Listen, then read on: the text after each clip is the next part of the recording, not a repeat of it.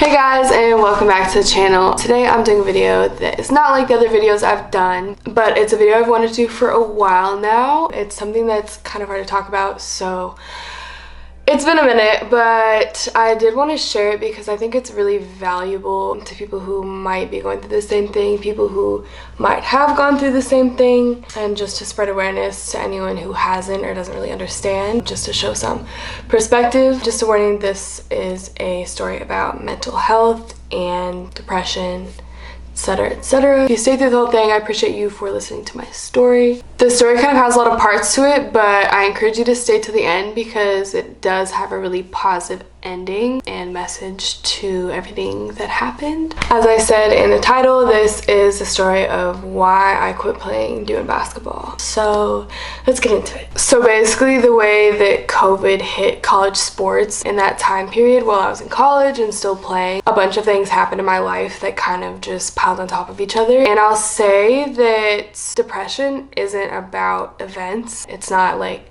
an event is too small or too big to affect you in the way that people tell you is affecting you. It's not in your control how things happen to you and how that can mess up your brain. So, as most of you know, I played at Syracuse. I redshirted my freshman season due to ineligibility issues, and then played 2 seasons, and then I ended up opting out of my senior season. So this is about what happened in the senior season and why I chose to opt out. The spring of my junior year was when the coronavirus hit, and the season got canceled, everything got canceled, everyone went home. In the process of that, at the time, I had a job with an apartment building on campus, and I was a marketing associate, which kind of like went with my major, marketing. As an athlete, I mean, then we couldn't get paid, but as an athlete, like, it's like huge to have just a little bit of extra money. I just had some extra time, a couple days out of the week, and I worked there. And that really helped with like stuff like insurance and like monthly things I had to pay. When I went home, because of the COVID thing, I had to let them know short notice that I was going home. So I just sent a text her that I was leaving like within a couple days. I didn't hear back from her until I was already home, and she replied saying that she would take that as my letter of resignation. It was weird because normally like the student workers, they could go home and then for the summer and then come back and keep working, but I guess she didn't like that I let her know such short notice. But it was just like I just didn't know any earlier, so I lost my job, which didn't really hit me like that back then, like when it first happened, because it was like, I mean, what am I gonna do? Like COVID, everybody lost their job. But after that, what ended up happening when I went to apply for unemployment, as a lot of people did during the pandemic, which was actually meant for my exact situation because I got fired during the pandemic because of pandemic issues. When I went to go file it, I actually couldn't get any benefits because my boss filed it as a resignation instead of getting fired, so I kind of got like screwed with that. But things were really uncertain about the next season, so we were at home not knowing if we'd have a next season, not knowing if we'd come back to school, not knowing if we would have a summer session. Normally we'd come back for June, July, August, and then just go to school. So we were kind of like waiting for that. We'd have like team Zooms, like a lot. So then eventually they decided that we were gonna go back. So we went back and we had our summer session, but it kind of went from okay to like bad really fast in this setting. They laid down the rules. Basically, we weren't allowed to hang out with anyone on any other team but ours. We weren't allowed to hang out with anybody that was a normal student. We could only hang out with our team, and then even if you were with our team, it was like only if it was necessary. My cat is eating, if you can hear that. I hope you can't. I really hope you can. Anyway, so we weren't allowed to be around anybody but our teammates, and then even then we weren't really supposed to just hang out for no reason. It's like if you had to go into their room and you had to be wearing a mask. Like even your roommates, they said you had to be wearing a mask around them. And then we're getting tested 3 times a week, and those are basically the rules. What we're expected to do is be in our rooms, isolated in our apartments, wake up at 6 a.m., go to practice, and then we get back from practice. You do online school in your room still for the rest of the day, and then go to sleep and do it the next day. As I talked to like more of my athlete friends as time was going on, like we just kind of weren't very happy. Like the whole situation just took the fun out of the sport because you couldn't go in to get extra shots up unless it was like right before practice. So like if you needed like a mental break, anything, like you couldn't just go to the gym and shoot like normal. You couldn't be seen in a car with anyone. Like you really just had to be alone. Things sucked for like a lot of people with COVID, so it's just kind of like understanding that. But this isolation and quarantining, as we all did during COVID, is a lot different when you're not quarantining with your family in your house at home. This is isolating and quarantining in a room at an apartment across the country from your family. The only people around you are your teammates that you can't even really hang out with, and they may not be your closest of friends anyway. As time went on, there was a lot of athletes I was talking to that just really weren't happy. Some started to opt out as they give us the option. At the beginning of the season, they said that any athlete could opt out if they chose to, meaning that they could sit out of the season because of coronavirus and they still get their years of eligibility back and they would still be on scholarship. So a couple of football players did that and they basically got crucified. Like, their teammates were all pissed at them, saying they were being like selfish and stuff, and I think most of them still stood their ground. Nobody on my team opted out. Our coach like highly discouraged it after it started happening with the football team. I don't know about other sports, but as we're only supposed to hang out with our team, my team became like the worst like version of the Mean Girls movie that you could ever like come up with. I do want to do a video talking about what happened with my team, Syracuse women's basketball, because that's like a whole another story that hasn't really come out completely. But long story short, my coach got fired, or I guess he was forced out and resigned last year at the end of that season, and nobody really knew why, because none of my teammates ever spoke up, including me. Nobody's ever come out and put their name behind what happened. There was a big journal that came out by the Atlantic. If you want to Google like what happened with Syracuse women's basketball, they wrote all about like stuff with my coach.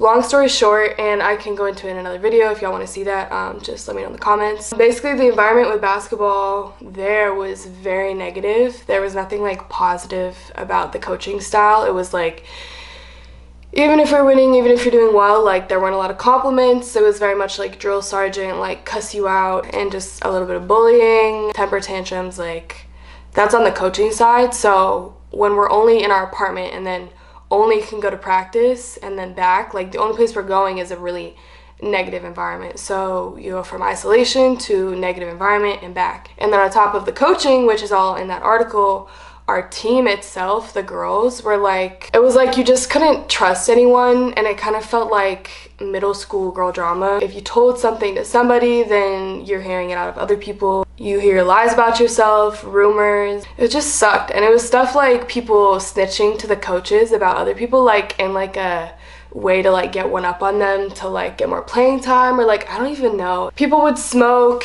weed or something and tell the coach and get those people in trouble, and then we'd have a meeting as a team to like figure out who told. Everybody's like, no, I didn't do it, no, I didn't do it. Whole time somebody's like leaking information to the coaches, and we just are all getting in trouble for it like over and over again, and nobody really knows what's going on. So it was like this horrible, toxic, like isolation with a bunch of people who weren't getting along, and then coaches who weren't creating the best environment for us there either. Not all the coaches and not all the coaches all the time. Overall, the environment was negative, and that was like the culture that we had as a team. There was like specifically 2 girls on the team that like unleashed hell on like the rest of the team. And it's kind of like how people say like one bad egg can like affect it all, and that really was the case. It was with one of them was like history of racially insensitive comments, just kind of like talking behind people's back, spreading people's like secrets. I and others just started kind of like withdrawing from being around the team as much as we could. I just removed myself more and more to where I barely left my room because they were everywhere. We lived all in our apartment building and they'd be outside, and it just was so negative. It was negative at our apartments. It was negative when we went to practice. It's negative when we came home, when we were stuck in the apartments. I knew like people were depressed. I knew some of the ones from other countries just really were miserable, wanted to go home, didn't know if the season was even going to happen all the way through. So many games got canceled. I know that Duke women's basketball, for one, just decided to withdraw from the season completely. I think they decided as a group that it wasn't like good for anyone. And then at the time, the only person I really could trust was my boyfriend at the time, was now an ex, obviously. And that relationship was like horrifically toxic. It lacked loyalty, honesty, respect, like everything that you need in a relationship. Luckily I'm out of it now, so I'm like really open, and I'll tell anybody, because you can Google my name. Like, I didn't get a lot of playing time in college, and there's a lot of people that will come on and be like, oh, she's whining, kids these days, they just need to work harder, all of that. But anybody who's played a D1 sport can tell you that playing time does not equal work ethic or talent, and there are really talented people that play a lot, and they should, and there's a lot of really talented people that don't play at all, and that's the reality of D1 sports. But I kept working, like I didn't stop. I still really wanted to play, and I tried. As a senior, it like hits different, because it's like you train like your whole life for that. Like I said, I lost my job at the beginning of the summer. As time went on, that began to affect me more and more. I needed money from my parents for insurance, and I knew they needed the money too, so I hate it. And everyone's going through something because of COVID, and so I like hated myself that I was like being such a burden to them, and that kind of started to weigh on me more. Because I wasn't getting playing time, my focus while I was at Syracuse also went to other places, and at the end of the day I'm actually glad that that was where my head was, because I invested into my like future outside of basketball. I am where I am today, so I am thankful for that. But of course, you always want to like look back and think like how things would have been different if you went to a different school. And a lot of people don't know this now, but I played on the team, and I also worked for Cuse Media. I filmed at basketball games before. I edited like post-game highlights, I made edits to like promote games. I got to just be creative and like fuel that like creative need I think everybody has. Practice could be extremely negative, horrible, as I said, but if I could like go to the office and edit a video later that day, like that was what was like exciting to me and like what kept me happy. So after college I wanted to do something with media production, work with like ESPN, some channels, sports channels, just somewhere in that field. The next thing that happened was with my internship during the time of COVID, there were like some different rules in place. I just wasn't aware of like the new protocols. And one of them was they want people in the office sharing practice footage with athletes, because if they're posting it and then in the practice footage you can see where there's like violations of the COVID protocols, then the school could get penalized. Like the team could have to forfeit some games, they could get in trouble with the state, like they could get shut down. It'd be really bad. I just didn't know that, and I mean it makes perfect sense. Like I would agree that that's like not the best idea to share practice footage, but I just didn't know. But I still had access to like all the photos and videos that were taken of like all the sports. Athletes would always come in and like ask me for pictures of themselves because they knew that I had access to it, and I was always allowed to give it to them, as were the other people in the office. I basically shared practice footage with a player, and it was really bad because they posted it on their Instagram story. I get a call the next day from my boss, and he fires me. And that was like one of like the biggest impactful things that happened during that time. He called me and didn't listen to me saying that like I didn't know the rule. He said that I should have known, and like at the end of the day it's my fault because like I shared something that shouldn't be shared. I know that for a lot of athletes, like your whole future depends on your sport, and when things don't go the way that you want it to in that sport, it can be like horrible for your self-esteem, your mental health. In this case for me, like basketball had already been like a huge like blow, and then when this happened it just felt like everything in my life was just like gone. And during this time, the resources that you have on campus if you're going through something aren't even there either, because the only way to get therapy is to do a Zoom call, which is still isolation in the same fucking apartment that you're stuck in all day. And I know people will also say to this, some people will say that they that I'm ungrateful for the opportunity I had and everyone would die to be in my position,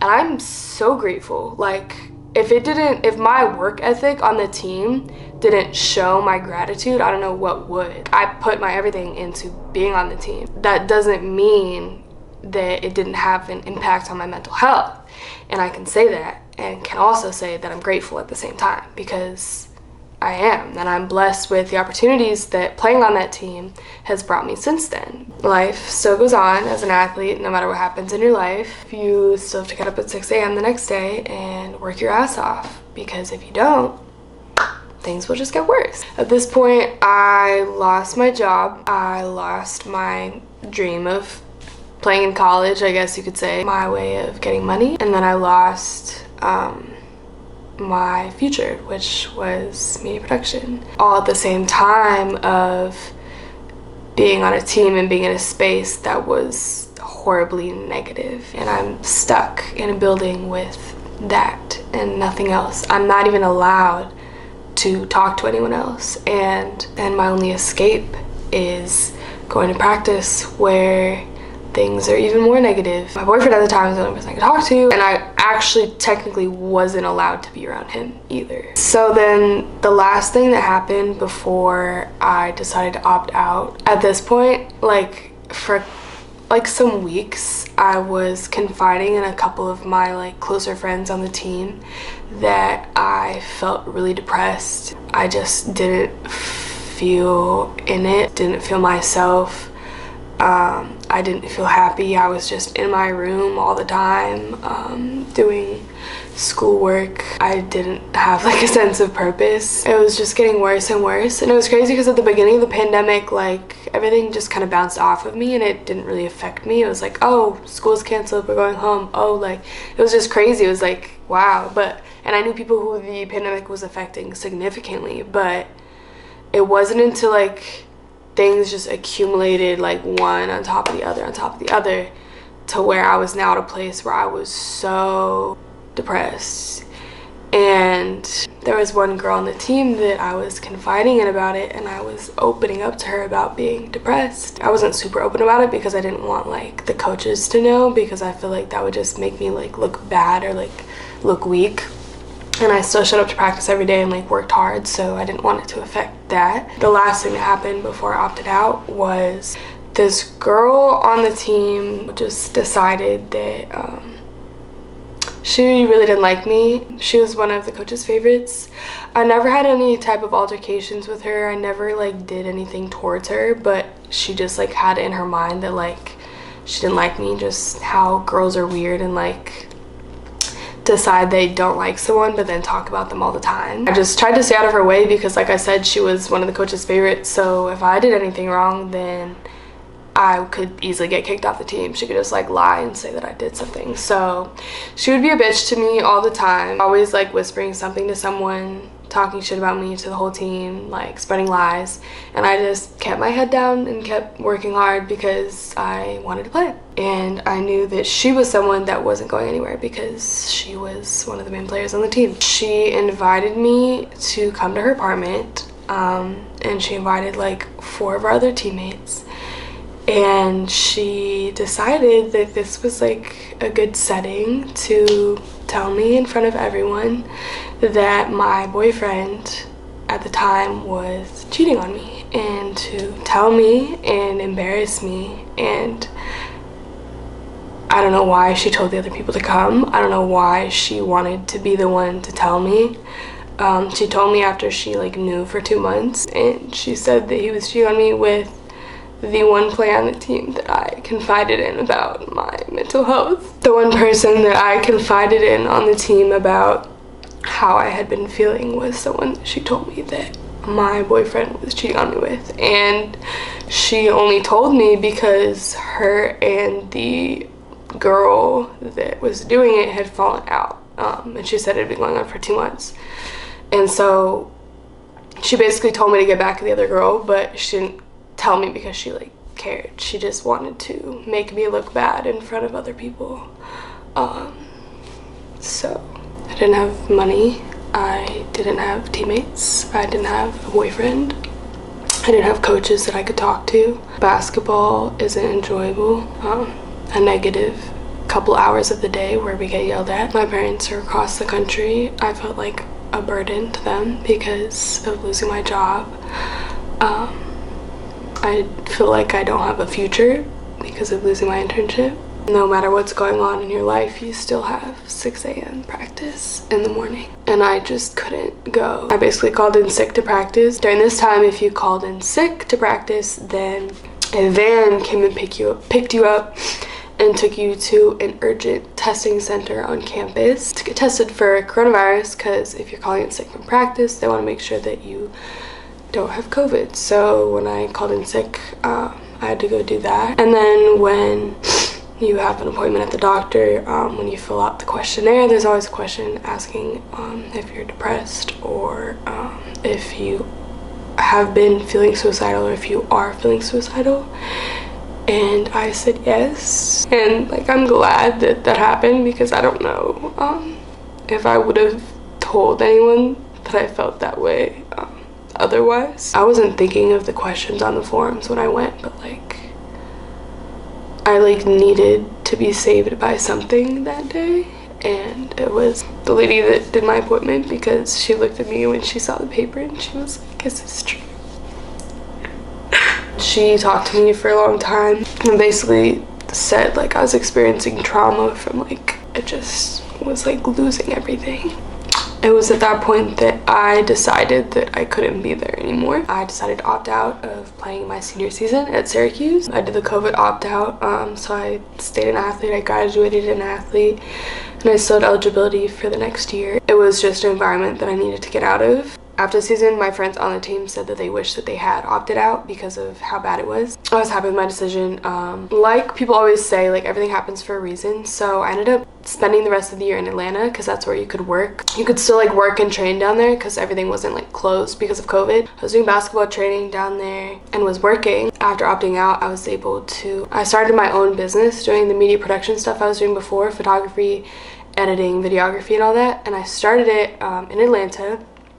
I expanded my business, I grew a clientele, and started working for myself while being in school full-time. So for my last semester of school, I had a full-time class schedule, and then I also ran my own business and was making my own money. What's so crazy about all of this is my entire life I've been known as like a positive person. Positivity, I feel like, has always been one of my like best traits, because I just always tend to like look at the bright side of most situations. It's how my dad is, and that was the type of person I was before all this happened, and just the way that my brain spiraled into the opposite, and I couldn't help it. But things didn't change back in my head like overnight. I just remember like looking at myself in the mirror and I'm like, how did I get here? Like, how did I lose all of the like joy I had for life? No, I looked at myself and I said, if I'm at my best and my happiest, what do I look like? So I wrote down what happiness for me looked like, and it was being carefree, enjoying small things in my life, working out consistently, enjoying listening to music, enjoying dancing, hobbies, creative things, having hope, being ambitious, being motivated, the type of person I was before I had gotten so depressed. And then I made a list of things that I needed to change in my life that I could control, the things that I could control to become that girl, to become who I wanted to be. And I said, this type of girl, she works out every day, she gets up early, she listens to positive music. I realized all of the things around me, and I was in a really toxic environment, so there was a lot of negative influences, but I wanted to change everything around me that I could change to make those positive influences. So I said the music I listen to is motivating, and I have the playlist still and I still listen to it, and it was all like Doja Cat, Cardi B, just like female artists that talk about successful women and being on your shit, being confident, because that's what I wanted to be on. It's not like music sung by men is inherently bad or bad for you to listen to, but over time, if all you listen to is men talk about women like they're this important and don't matter, and they're just something to fuck, they're just something to slap, hit, not respect, etc., etc., that's not like the best like message to tell your brain and your subconscious, because your subconscious is always listening. Don't get me wrong, like I love music and I like the music that does disrespect women, and it's really catchy, but you also have to realize like what you're ingesting and what you're putting around yourself. If you want to be a successful, confident baddie, you should listen to successful, confident baddies that are telling you that you're going to be a successful, confident baddie. So that was one of the changes I made. I unfollowed a lot of people on Instagram that just posted things that I didn't want to see, posted things that didn't help me, posted things that didn't bring me good feelings. TikTok, I tried to hit not interested on anything that was negative, anything that weren't the ideals I wanted to have on life. And then a big thing was boundaries, and there's people in my life that I had to get out of it, and that was a lot of the people associated with that basketball program. Another one was the ex that I was dating then, and that needed to also be cut out in order to make me the happiest. I needed to cut out the people that weren't treating me with the worth that I deserved. I told myself that I was going to speak positively about myself and my life until what I spoke was true. That every day I was going to wake up and write down everything that I was grateful for, write down everything I'm looking forward to, and I was gonna write down everything I liked about myself and everything I liked about my life every single morning until all those things were true. I told myself I'm happy, I love my life, I'm motivated, I'm smart, I'm talented, I'm going places. And that's not an overnight fix. Mental health is never a quick fix. And it was like, I told myself that I wanted to get out and I needed to get out of the place I was in. And I was determined to do it. So I said I was going to keep enforcing all these positive habits until I was happy again, no matter what. And let me tell you, weeks went by, months probably went by, where I woke up, diligently did these things I was trying to train my mind to do. And months, weeks went by where I was still unhappy. And I was just like, just keep going, just keep trying, because eventually it has to catch on. Like, it has to. You don't notice the changes every day, but it was like one day I just woke up and was extremely happy, and I knew that I was happy. During this time of like trying to find my best self, I was working out consistently, I was getting up earlier, I was working for myself and my career, and while I wasn't the happiest during that time, every day I was getting like this much closer to the person that I wanted to be, until one day like I looked in the mirror and I'm fit, my skin looks healthy, my business is doing well, I'm playing basketball again and having fun with it.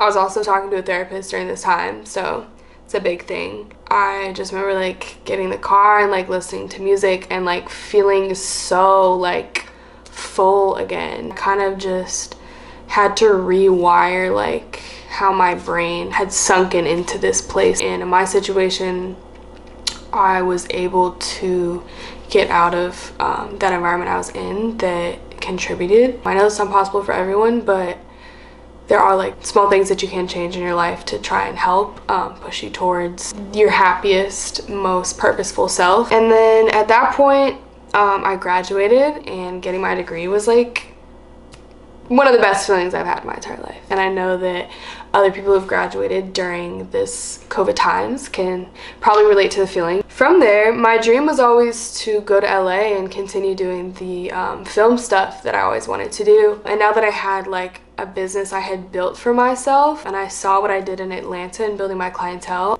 I was like, I think that I can go to LA and do what I did when I was in Atlanta. And it's like a traveling business. You can grow clientele kind of wherever you go.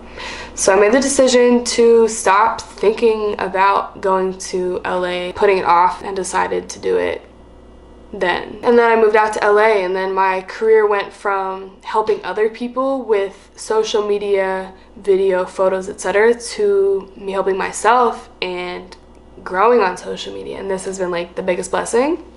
And it's amazing because like when you're your best self, you just attract and move towards your purpose at such a fast rate. And once I like did the work and got out of the situations that I was in and found my happiness again, was when all of the blessings that I had worked for started to pay off. I didn't get playing time in college, and I kind of felt like all of that hard work didn't go anywhere, but I'm playing basketball now for like a huge audience with social media, and that's huge because if I didn't put all that work in to get the playing time I wanted so bad, I wouldn't be good enough to do what I'm doing now. I'll talk about where my life went from after I moved to LA and what happened after that.